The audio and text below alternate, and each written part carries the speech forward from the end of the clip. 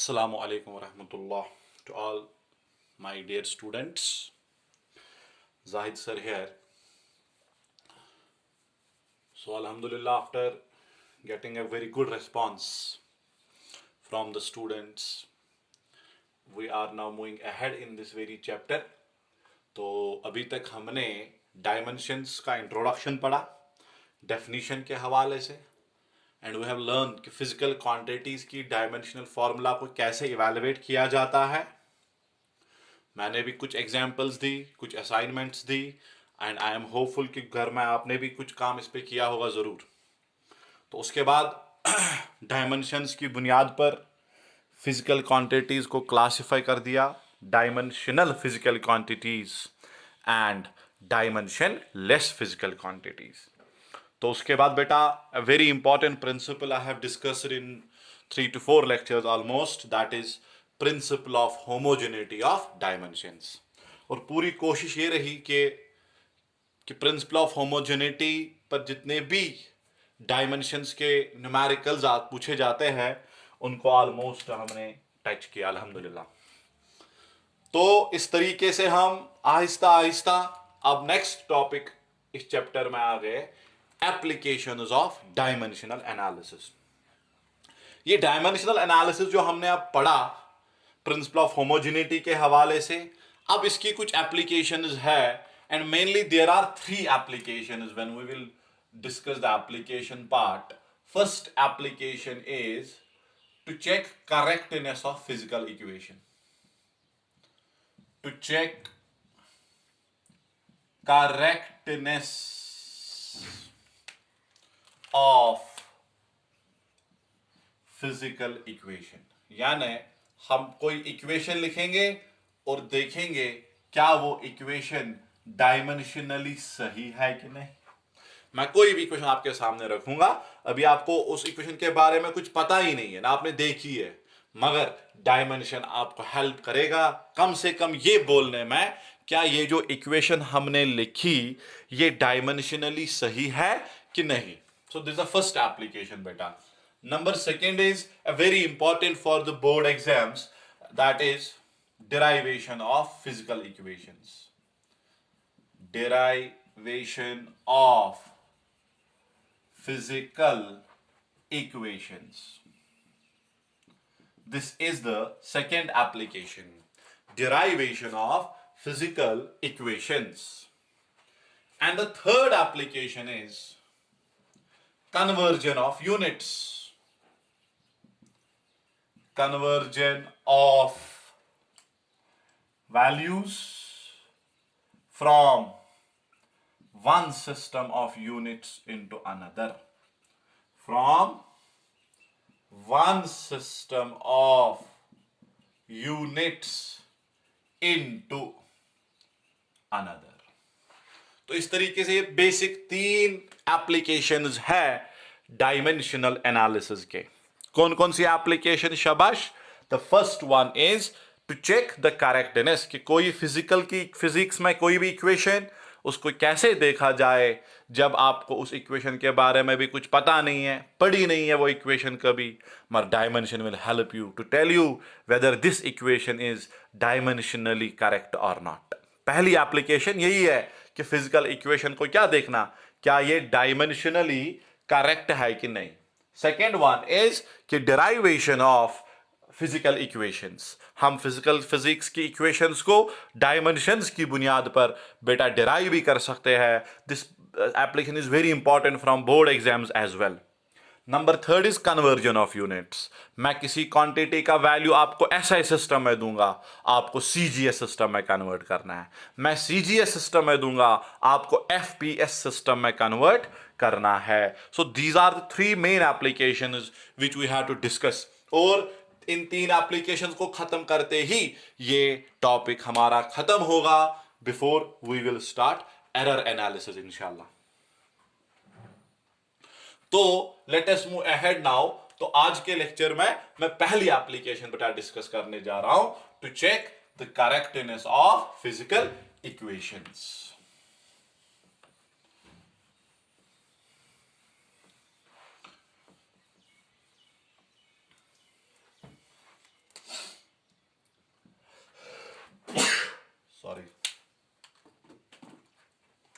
to check the correctness of physical equation.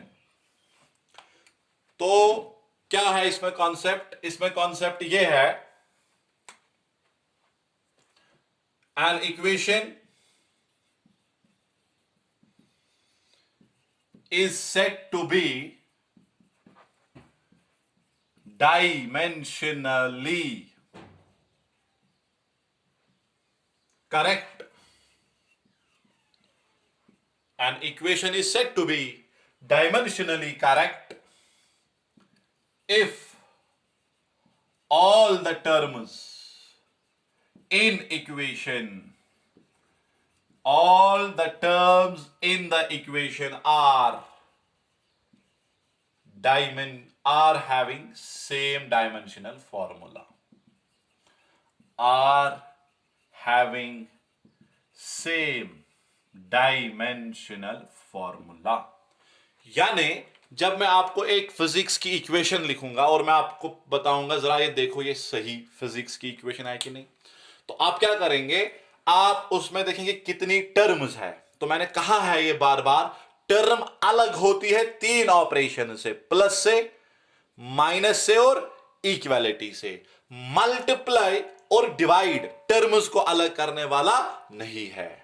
ठीक है, तो आप उस इक्वेशन में देखा करेंगे कितनी टर्म्स है, तो फिर उन टर्म्स का डायमेंशन निकालना है. अगर उनका डायमेंशन सेम आ गया फिर वो इक्वेशन डायमेंशनली करेक्ट है. वो इक्वेशन फिर dimensionally, why I am saying this, you will get it later on in the very lecture today इंशाल्लाह. तो देखिए, इसको इलस्ट्रेट करने के लिए इस कॉन्सेप्ट को मैं कुछ एग्जांपल्स यहां पे बेटा डिमॉन्स्ट्रेट करूंगा. देखिए बेटा आप गौर से, ये सारी एप्लीकेशंस प्रिंसिपल ऑफ होमोजेनिटी पे दारमदार है. देखिए फॉर एग्जाम्पल, आपको एक इक्वेशन है v is equal u plus eighty. Simple मैं पहले लूंगा. ठीक है, मैं हमेशा सिंपल से कॉम्प्लेक्स जाता हूं. वो आपने प्रिंसिपल ऑफ होमोजेनिटी में भी देखा कि पहले मैंने सिंपल न्यूमेरिक, फंडा यही है सक्सेस का, start with simple things, you will get the complex things then very easy. v is equal u plus at, ये इक्वेशन है. अब कैसे मैं देखूं क्या ये डायमेंशनली सही है? ठीक है, तो क्या करना है, इस इक्वेशन में आप मुझे बताओ बेटा कितनी टर्म्स है. एक टर्म ये हुई, क्योंकि इक्वलिटी आ गई बीच में तो ये अलग टर्म है. ये दूसरी टर्म है, प्लस है बीच में. ये दो टर्म्स नहीं है, एक ही टर्म है. मल्टीप्लाई ना बीच में, तो मल्टीप्लाई को कंबाइन करके एक ही टर्म बना लेता है. अब क्या करना है, हर टर्म में डायमेंशन देना है. What is v here? v is final velocity, and final velocity है तो डायमेंशन l t माइनस 1 होगा. ठीक, क्योंकि डायमेंशन को इस बात से बेटा कोई भी गर्ज नहीं है क्या ये इनिशियल वैल्यू है, क्या ये फाइनल वैल्यू है. डायमेंशन को गर्ज है फिजिकल क्वांटिटी क्या है. ये है यहां फाइनल वेलोसिटी, ये होती है इनिशियल वेलोसिटी. वो तो टाइम और वैल्यू के हिसाब से हम वहां देखते हैं कि पहले गाड़ी की वेलोसिटी ये थी, कुछ टाइम के बाद अब वेलोसिटी चेंज हुई तो वैल्यू चेंज हुआ. फिजिकल क्वांटिटी पहले भी वेलोसिटी, बाद में भी वेलोसिटी. ये बात जहन में रखो. Dimension has nothing to do with the value of physical quantities. Dimension is throw no light on the values. Dimension just throws on the light of its dependence on fundamental quantities. तो यहां देखिए बेटा, VLT U है initial velocity, तब भी LT minus 1 ही होगा.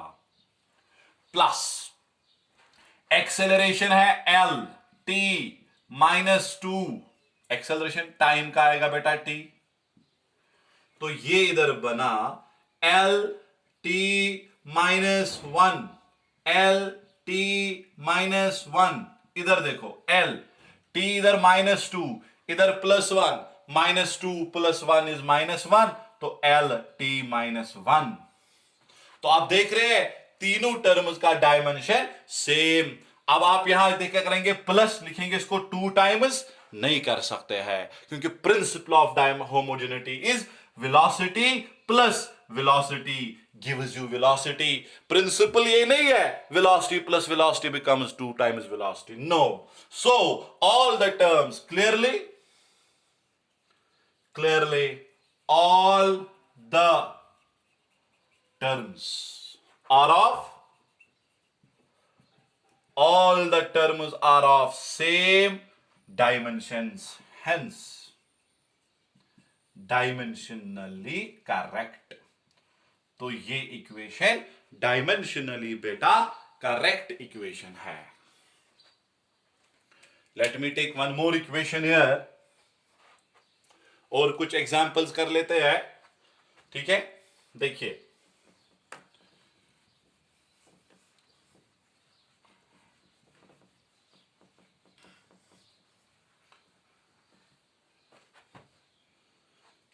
चलिए बेटा, I will take one more example. The example is v square minus u square equal to as। v square minus u square equal to 2as। तो इसमें भी कितनी टर्म्स, ये हुई एक टर्म, ये हुई दो टर्म्स, ये हुई तीन टर्म्स। तो क्या होना चाहिए जब मैं इनका डायमेंशन लिखूं, तीनों का डायमेंशन एक जैसा आना चाहिए। शाबाश। v है वेलोसिटी l t माइनस 1, मगर इसको स्क्वायर है। u भी है वेलोसिटी l t माइनस 1, इसको भी स्क्वायर है। इक्वल टू एक नंबर है, and number is here dimensionless, you know it. All numbers are dimensionless. So 2 dimensionless बन गया। a एक्सेलरेशन है l t minus 2, s displacement है तो l। तो दिस 2 स्क्वायर है तो दोनों को जाएगा l स्क्वायर t माइनस 2, बीच में इधर minus l square t minus 2, l into l square t minus 2। ठीक है, ये नहीं आप ये बोलेंगे प्लस है माइनस है कैंसिल करेंगे, नहीं, ये प्रिंसिपल ऑफ होमोजेनिटी बन गया। Velocity square minus velocity square equal to velocity square. नहीं बना ये वेलोसिटी स्क्वायर, अगर स्क्वायर बाहर कर देंगे एल टी माइनस 1 बाहर स्क्वायर, एल टी माइनस 1 बाहर स्क्वायर, एल टी माइनस 1 बाहर स्क्वायर, कैंसिल नहीं करना है। ठीक है, इस चीज का आप खास ख्याल रखो। It is now quantity of same kind minus quantity of same kind equal to quantity of same kind। so ये भी क्या बन गई बेटा, hence it is dimensionally correct। तो ये इक्वेशन भी डायमेंशनली बेटा करेक्ट है। ठीक, अब मैं और एक एग्जांपल उठाऊंगा, उससे मैं और एक चीज आपको इस एप्लीकेशन के बारे में सिखाऊंगा इंशाल्लाह।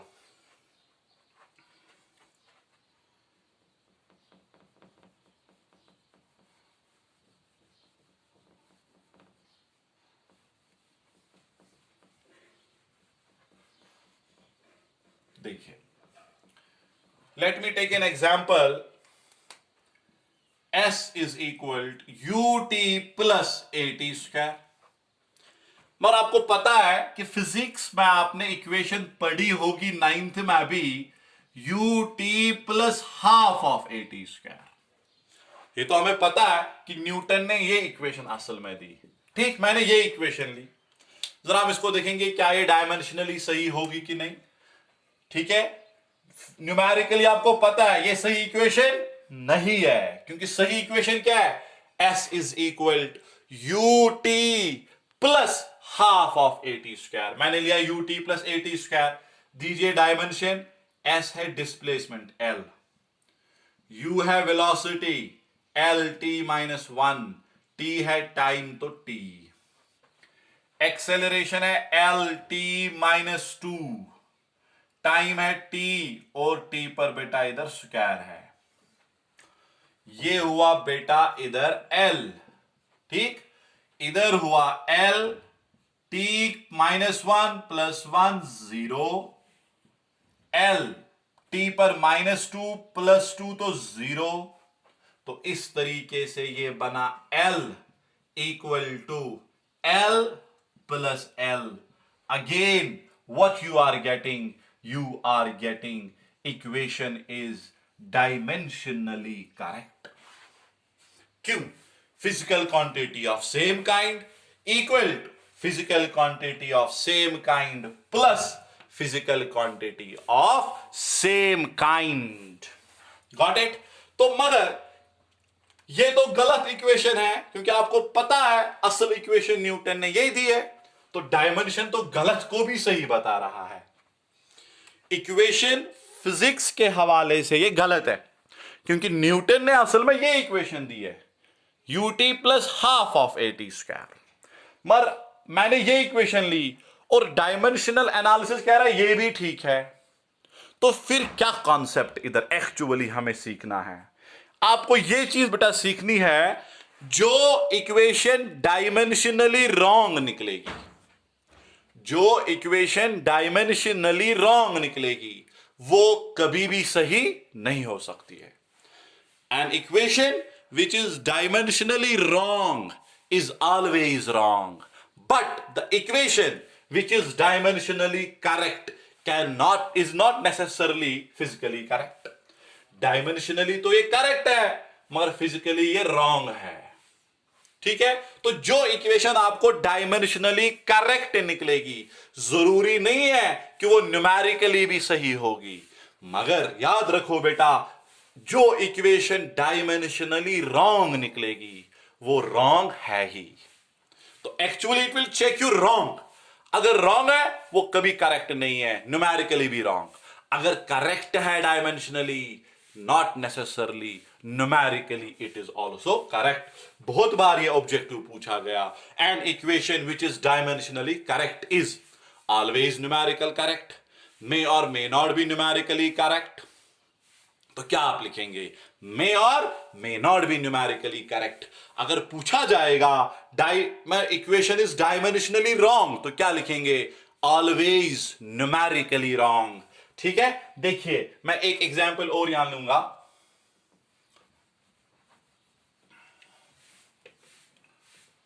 तो एग्जाम्पल मैं ऐसे लूंगा बेटा, F is equal to mv². ये एक इक्वेशन मैंने ली, मुझे देखना है क्या ये सही है कि नहीं.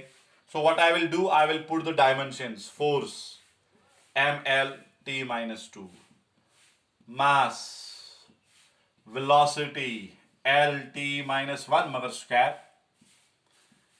क्या बना? mLt-2 m, L को दे दो स्क्वायर. C, यहां ये डायमेंशन आ रहा है, यहां अलग डायमेंशन आ रहा है, so they are not like terms, hence it is dimensionally wrong. And when it is dimensionally wrong, it must be numerically wrong. ये इक्वेशन पॉसिबल नहीं है. आप फिजिक्स में कहीं भी ये इक्वेशन नहीं देखेंगे. तो कॉन्सेप्ट यही आ गया कि जो इक्वेशन डायमेंशनली रॉन्ग है वो हमेशा रॉन्ग है, मगर जो इक्वेशन डायमेंशनली करेक्ट है, जो इक्वेशन डायमेंशनली करेक्ट है, वो न्यूमेरिकली करेक्ट हो भी सकती है, नहीं भी हो सकती है. Again I am repeating, the concept from the first application is the equation which is dimensionally wrong is always wrong. Physics में आप फिर वो इक्वेशन कभी देखेंगे ही नहीं. ये इक्वेशन आप कभी देखेंगे नहीं, F = mv². No, it's dimensionally wrong, तो ये न्यूमेरिकली भी रॉन्ग जरूरी होगी.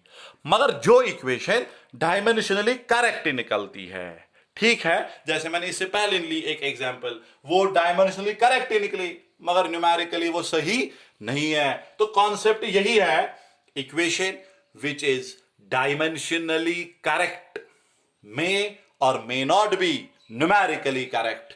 The equation which is dimensionally wrong is always wrong. I will repeat.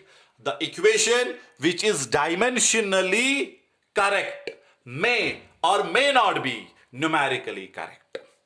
But the equation which is dimensionally wrong is always wrong. Hope you have got the concept. आप इस पर कुछ questions हम अगले topic में करेंगे. Then we will move to the next application of this very chapter. Thank you.